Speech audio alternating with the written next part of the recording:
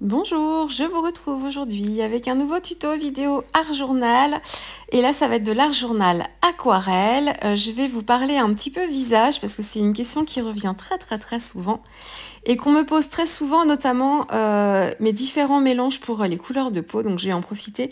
J'ai profité de cette vidéo justement pour vous parler un petit peu de ça. Alors, avant de commencer, coucou, je vais travailler sur un papier Fabriano, donc c'est mon chouchou, le Fabriano Extra White en grain fin, c'est l'Artistico.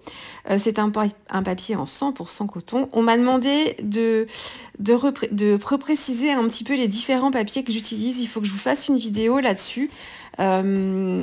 J'ai toujours les mêmes chouchous et après j'en teste pas mal et donc du coup quelquefois je peux alterner, mais j'ai mes préférés pour chacune des techniques. Il faut absolument que je vous fasse une vidéo là-dessus. Alors ce sont pas des vidéos que je fais beaucoup, moi, ces vidéos là un peu matérielles, parce que ce que je vous filme en fait c'est mes sessions de scrap. Donc pour moi les vidéos, voilà, c'est vraiment quand je suis en train de scraper. Donc c'est ce que je vous ai beaucoup dit d'ailleurs à toutes celles que j'ai pu croiser sur le salon de version scrap, c'est que je fais pas des vidéos, je fais des vidéos en fonction de ce que j'ai envie de scraper sur le moment, et j'ai pas une liste de vidéos avec des démos à vous faire ou des choses comme ça. Alors quelquefois j'ai des idées de techniques que je veux vous montrer, mais ce sera toujours illustré en fait dans une session de scrap. Donc c'est très rare sur ma chaîne que vous puissiez voir des vidéos vraiment où je vous explique un petit peu le matériel que j'ai. Par contre, c'est des vidéos qui sont nécessaires parce que c'est des questions qui sont très fréquentes, et ne serait-ce que pour renvoyer vers le lien de la vidéo où j'explique tout quand on me pose des questions, même pour moi ça pourrait être très pratique. Donc il faut que je vous le fasse. On me demande souvent les pinceaux aussi, mais les pinceaux, j'ai mes chouchous toujours et je reviens toujours à peu près au même, mais j'en teste beaucoup aussi et quelquefois c'est par période. Donc ce qui est valable à un instant T ne sera pas forcément dans 2 mois, mais bon, j'ai quand même un petit chouchou là depuis 1 an, donc il faudrait que je vous fasse ça aussi, mais c'est pas les vidéos vers lesquelles je vais naturellement. Je préfère utiliser mon temps à vous montrer vraiment mes sessions de scrap. Alors, pour la partie matérielle, donc ça c'est mon papier, je le fixe sur une planche en bois parce que je travaille l'aquarelle et que je sais pas vraiment si je vais travailler beaucoup dans l'humide ou pas, mais dans le doute, je préfère fixer comme ça mon papier. Je travaille ma scène, donc là je travaille avec des tampons Show and Flower et notamment ce joli visage ici qui est offert en ce moment. Alors je sais pas jusqu'à quand dure l'offre, peut-être qu'elle est arrêtée d'ailleurs. Pour un certain montant d'achat sur le site de Show and Flower, vous aviez ce tampon offert. Et moi qui suis fan des visages, je ne pouvais pas passer à côté de celui-là. Donc voilà. Alors pour le visage, vous voyez ce tampon, il n'a que les contours en fait, il n'a qu'une partie du visage de dessiner, tout le reste est laissé libre. C'est pas toujours évident de combler cette partie-là, notamment tout ce qui est chevelure est très compliqué. Je l'avais expérimenté moi l'année dernière ou il y a 2 ans, je sais plus comment je vis avec le Covid. Les années passent vite et à la fois le temps s'est ralenti, je sais pas comment vous le dire. Bref, et en fait j'avais fait beaucoup de recherches et beaucoup d'essais, voilà, sur la composition des chevelures autour d'un tampon dans le même esprit, avec un style plus Sol & Create bien sûr. Donc là, en fait, j'ai juste dessiné au crayon de bois, mais vraiment très légèrement sans appuyer, une sorte d'esquisse un petit peu sur le mouvement de la chevelure le long du visage et donner aussi le côté bombé aussi au-dessus pour apporter un petit peu de volume. Je sais très bien que ça restera pas comme ça et je vais venir apporter des choses, des motifs après dans mes cheveux. Donc, je me focalise pas trop là-dessus, mais je voulais vraiment que l'ondulation sur le côté du visage puisse me donner vraiment un effet de cheveux, enfin qu'on puisse distinguer quand même un effet de mouvement dans les cheveux. Mais la partie haute, franchement, n'ayez pas peur non plus. Bon, voilà, après on fait ce qu'on veut, mais bon, elle a beaucoup de volume cette dame, pourquoi pas d'ailleurs. Mais je vais venir adoucir tout ça après. Donc ça c'est pour la partie dessin, compléter un petit peu le tampon. Mes couleurs de peau. Alors, la peau en aquarelle, et enfin, pour toutes les techniques de colorisation d'ailleurs, enfin, où il faut faire des mélanges de couleurs, on mélangera du rose avec du jaune. Après, tout dépend du rose que vous utilisez, tout dépend du jaune que vous utiliserez. Vous aurez des teintes qui seront différentes. Mais peu importe le jaune et peu importe le rose, même si je vais vous donner quelques petits conseils après, mais le tout, c'est de diluer votre couleur, vraiment, pour que vous ayez quelque chose, ça je vous le dis beaucoup, pour que vous ayez une transparence au niveau de votre peau, il faut à tout prix que votre mélange il soit assez dilué. Si votre mélange n'est pas assez dilué, déjà vous aurez l'impression, vous, de ne jamais réussir à avoir une bonne teinte de peau parce que vous aurez, quand vous ferez vos essais sur votre papier, vous aurez toujours l'impression que c'est un teint trop jaune ou trop rose si vous diluez pas suffisamment. Et en vous disant, j'arrive pas à faire les couleurs de peau, mais ça c'est parce qu'il faut diluer. Et vraiment avec un niveau de dilution assez important pour avoir cette transparence. Et il faut vraiment que vous testiez aussi sur, là encore, les nuanciers. Je le répète encore, vous prenez un morceau de papier et vous, avec le mélange rose et jaune, et vous faites 2 exercices. Vous en faites un premier, vous allez tester en fait votre niveau de mélange de rose et de jaune. Voir un petit peu à quel moment vous avez un mélange assez équilibré. Et ensuite, quand vous avez ce mélange assez équilibré, il faut que vous fassiez un petit nuancier juste en dessous où vous allez diluer, avoir différents degrés de dilution. Donc pas trop diluer ce que ça vous donne. Vous trempez votre pinceau 1 fois dans l'eau, qu'est-ce que ça vous donne? 2 fois dans l'eau, qu'est-ce que ça vous donne? 3 fois dans l'eau, qu'est-ce que ça vous donne? Et vous allez voir au fur et à mesure que votre teinte de peau, elle va apparaître sur votre petit nuancier comme ça.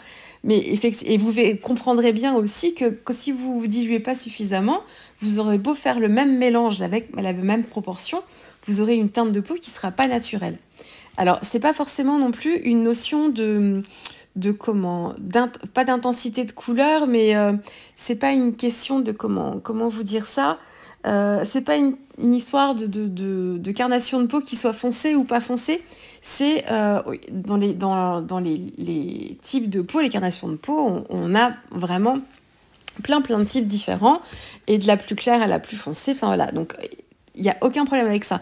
C'est juste que si vous travaillez un mélange à base de rose et de jaune et que vous diluez pas suffisamment, vous allez avoir un teint ça fera bizarre, ça fera pas naturel, ça fera rose flashy. Alors, sauf si c'est l'effet que vous recherchez, il y a très très jolis dessins en aquarelle ou en art journal de mise en couleur, de portraits, de visages avec des teintes, même du orange, enfin voilà, des couleurs très flashouilles, mais là du coup c'est un autre style et on travaillera le visage avec les contrastes et les ombres différemment.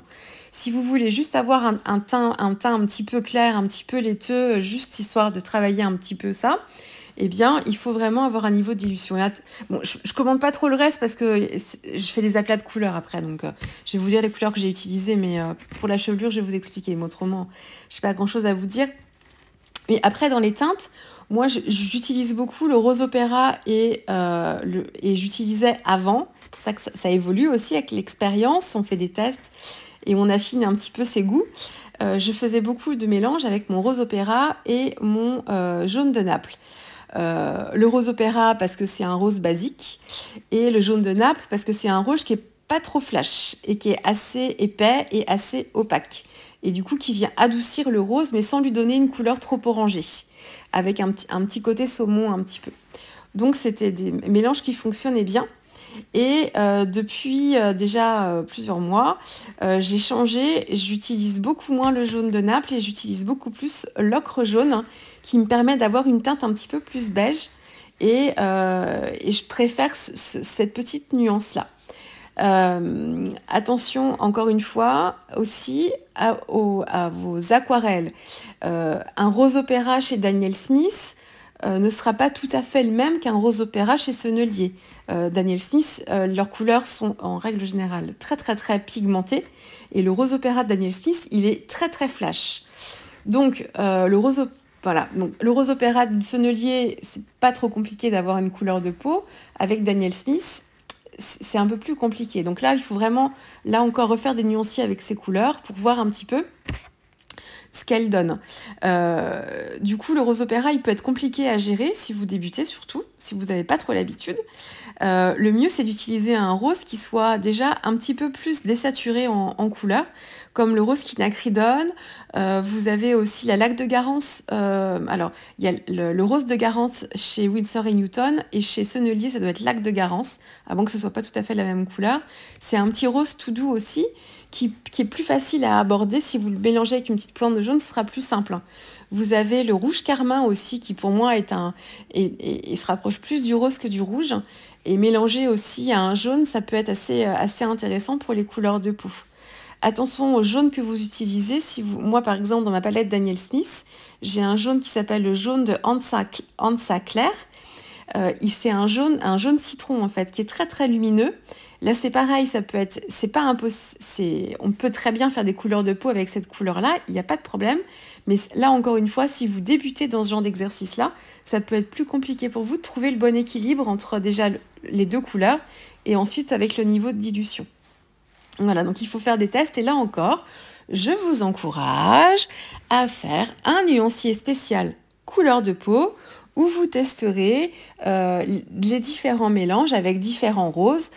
Un rose avec plusieurs jaunes, voilà, et ensuite un jaune avec, enfin, ça revient même d'un côté, un jaune avec plusieurs roses, mais vraiment que vous c'est pas ça que je voulais dire, que vous testiez un rose avec plusieurs jaunes et ainsi de suite dans tous vos roses, et ensuite que vous regardiez bien juste en dessous le nuancier avec le niveau de dilution.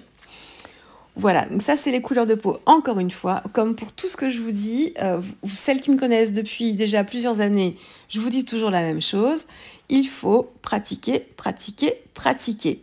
Faites des nuanciers, faites des tests, gardez surtout dans un carnet, mettez vos feuilles ensemble dans un petit classeur ou quelque chose, gardez vos nuanciers près de vous. Même quand là vous faites l'exercice sur les couleurs de peau, vous allez forcément avoir des couleurs qui vont pas être utilisables entre guillemets pour les couleurs de peau. Mais c'est pour que vous puissiez vous rappeler à quel moment ça devient vraiment une couleur de peau intéressante pour vous. Et ça, il faut que vous les gardiez, vos essais, surtout pour justement garder trace de ça et vous faire un petit pense-bête. Voilà, alors du coup, ça c'était pour la peau. Les lèvres, je les ai faites avec le rose quinacridone. J'ai mis deux couches ou 3 couches, avec un mélange assez dilué au début pour bien gérer l'intensité. Et ensuite la chevelure, vous voyez, donc là je l'agrémente avec des fleurs, avec des gerbera pour qu'elle ait des fleurs dans les cheveux, et du coup ça me permet de rééquilibrer en fait la masse qu'elle avait sur le dessus de la tête, qui pour moi c'était pas l'esprit que je voulais, je suis allée un petit peu trop haut. Donc, et surtout, le détail dans la chevelure est assez compliqué à obtenir. Donc, de rajouter des éléments comme ça, comme voilà, des fleurs dans les cheveux, comme si elle avait un peu comme une couronne sur le côté comme ça du visage, ça permet d'adoucir un petit peu et de flouter un petit peu tout ça.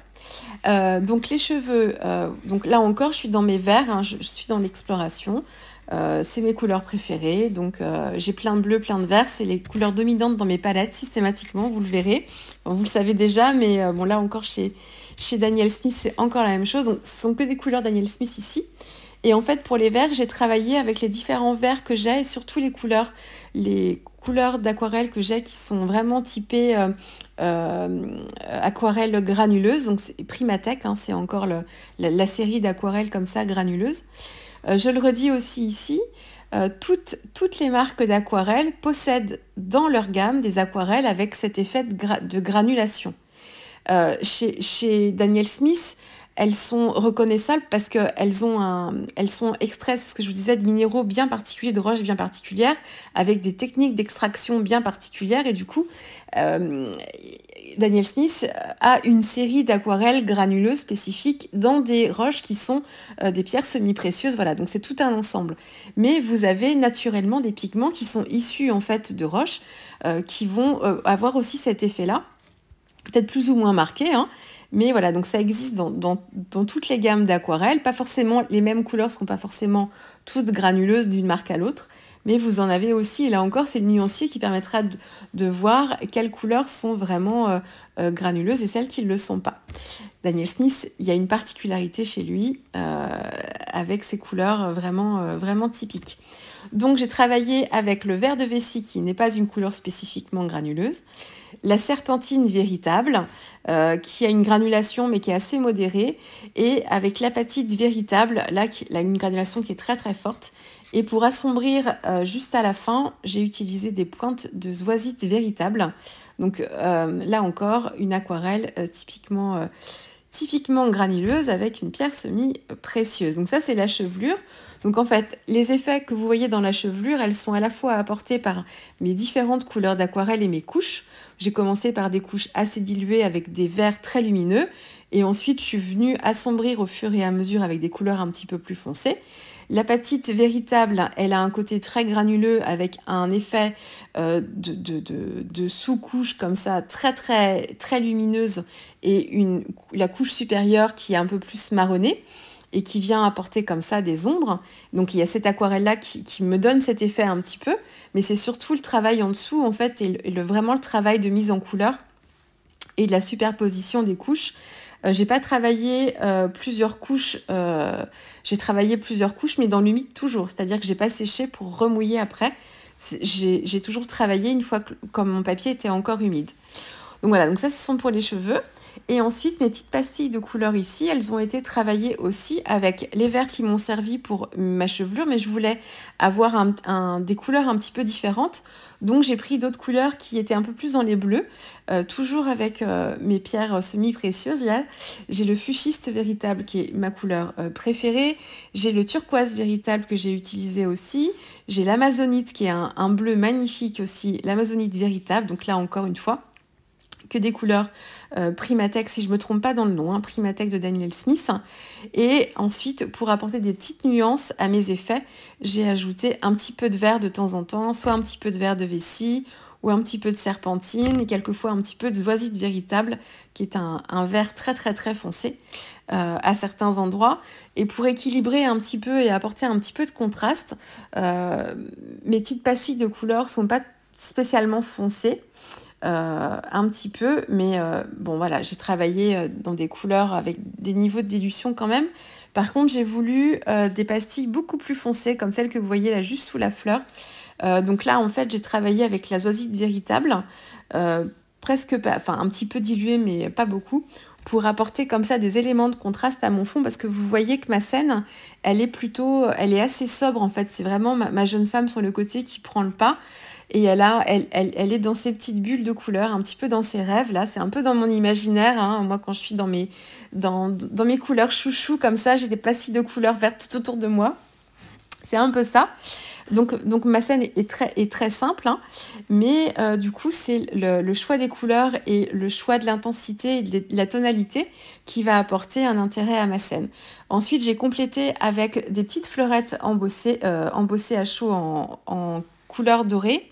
Et puis, j'ai rajouté un titre, oui, créativité au quotidien, que j'avais tamponné initialement, en fait, directement sur mon fond. Et du coup, je trouvais que c'était trop simple. Il manquait un petit peu pas de peps, là, parce que ça apporte pas de peps, mais un petit peu de texture, un petit peu plus, en fait.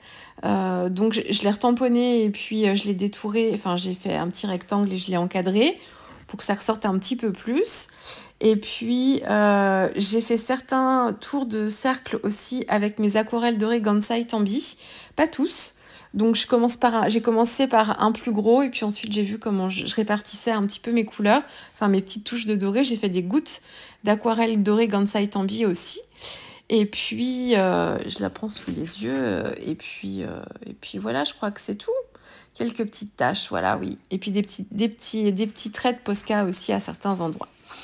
Voilà, écoutez, j'espère que cette page d'Art Journal vous aura plu. Si c'est le cas, n'hésitez pas à mettre un petit pouce en l'air, à vous abonner si ce n'est pas déjà fait, à activer la petite clochette. Et puis voilà, j'espère que vous aurez un peu mieux compris les histoires des couleurs peau. Mais encore une fois, le secret, une fois que vous savez que c'est avec un rose et avec un jaune, c'est de le faire et de faire vos essais chez vous. Et en prenant le temps vraiment de faire vos nuanciers, vous allez voir, une fois que vous aurez fait ça, déjà, ça ira beaucoup mieux. Voilà, je vous laisse avec ma jeune femme là, dans la verte prairie. Et puis on se retrouve très vite avec une prochaine vidéo. Au revoir.